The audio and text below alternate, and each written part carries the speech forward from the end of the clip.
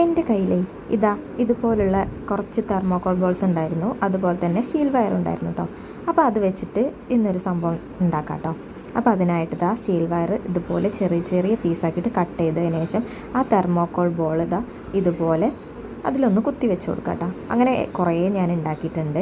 ഇനി ഇത് 2 3 ഒക്കെ എടുത്തതിന് ശേഷം ഇതുപോലെ ഒന്ന് ചുറ്റി ഒരു സെറ്റാക്കി കൊടുക്കുക. അതാ ഇതുപോലെ അങ്ങനെ എല്ലാതും സെറ്റാക്കി കൊടുത്തിട്ടുണ്ട്. ഇനി ഒരു ഈർക്കിൾ എടുത്തിട്ടുണ്ട് കേട്ടോ.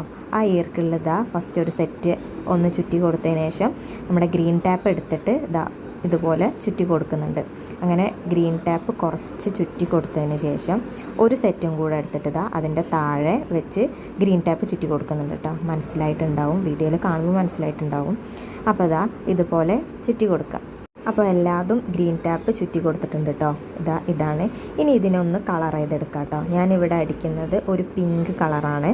അപ്പോൾ ഇതാ എല്ലാം കളർ ചെയ്തെടുത്തിട്ടുണ്ട്. നല്ല ഭംഗിയുണ്ടല്ലേ കാണാൻ. ഇനി ഇതാ നമുക്ക് ഏതെങ്കിലും ഒരു പാത്രത്തിലേക്ക് ഇത് വെച്ച് കൊടുക്കാം. അപ്പോൾ ഇതാ നല്ല ഭംഗിയുണ്ട്. നിങ്ങൾക്ക് ഇഷ്ടപ്പെട്ടിട്ടുണ്ടെങ്കിൽ ലൈക്കും സപ്പോർട്ടും ചെയ്യുക. ബൈ.